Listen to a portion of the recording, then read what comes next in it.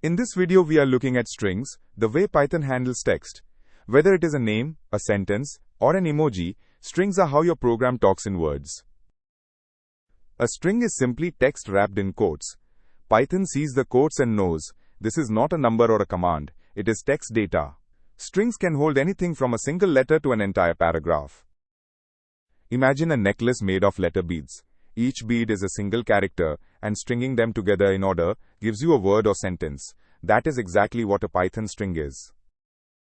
Here we create a variable called greeting and assign it the string hello world, wrapped in double quotes. The quotes tell Python this value is text.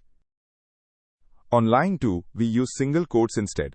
Python treats single and double quotes the same way. Pick whichever feels natural, just be consistent within one string. Triple quotes, 3 double quotes in a row, let a string stretch across more than one line. Python keeps reading until it sees the closing triple quotes, so line breaks are included in the text. The 3 print calls at the bottom display each string on the screen.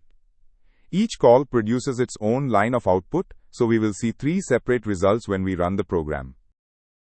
When we run the file, we see 3 outputs: greeting prints, hello world, farewell prints, see you later, and the triple quoted message prints across 2 lines exactly as we wrote it.